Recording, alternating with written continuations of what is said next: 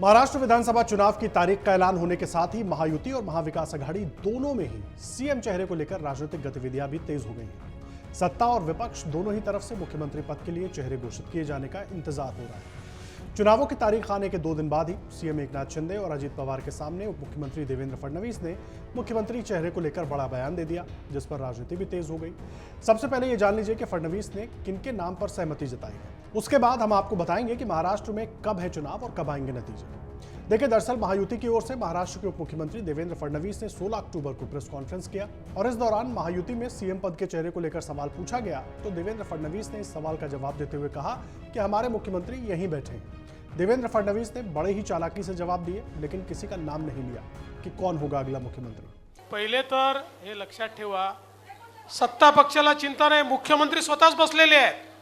फडणवीस ने जब ये जवाब दिया तो उस वक्त महायुति की ओर से वो तीनों चेहरे एक साथ बैठे हुए थे जो मुख्यमंत्री पद के बराबर के दावेदार हैं, चाहे वो सीएम एकनाथ शिंदे हो, अजीत पवार हो या खुद देवेंद्र फडणवीस हो। ऐसे में देवेंद्र फडणवीस ने किसी के नाम को आगे नहीं किया, जिस पर राजनीतिक चर्चाएं होना स्वाभाविक है। देवेंद्र फडणवीस भली भांति समझते हैं कि चुनाव जीतने के बाद किसको सीएम बनना है या किसको डिप्टी सीएम का पदभार दिया जाएगा, ये सब पार्टी आलाकमान ही तय करेगा।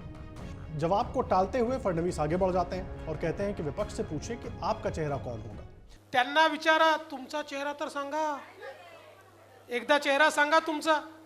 मी पवार साहेबांना आव्हान करतो, पवार साहेब तुमचा मुख्यमंत्री पदाचा चेहरा कोण, एवढं सांगा।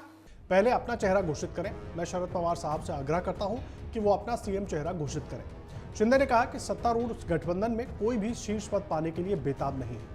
उन्होंने कहा कि पिछले 2 साल से अधिक समय में हमारी सरकार द्वारा किए गए काम ही हमारा चेहरा है। देखिए, अजीत पवार पहले ही सीएम बनने की इच्छा जताते रहे हैं, हालांकि नंबर गेम में वो बहुत ज्यादा आगे नहीं है, जबकि शिवसेना शिंदे गुट की मौजूदगी के रहते उनका दावा काफी हल्का हो रहा है। एनडीए गठबंधन में बीजेपी सबसे बड़ी पार्टी है, ऐसे में ज्यादा संभावना यही है कि एनडीए का सीएम उम्मीदवार बीजेपी का हो सकता है। दूसरी तरफ कांग्रेस और शिवसेना उद्धव गुट के बीच भी सीएम फेस को लेकर खास बातचीत बन नहीं पा रही।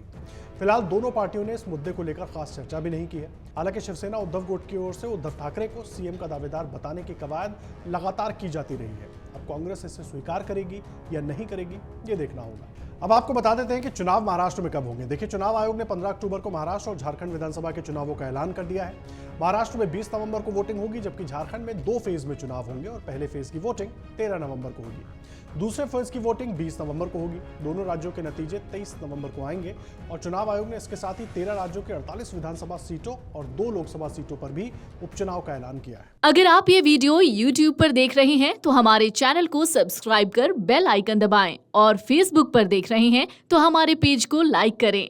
8 मिलियन प्लस सब्सक्राइबर, आपके इस भरोसे के लिए बहुत धन्यवाद।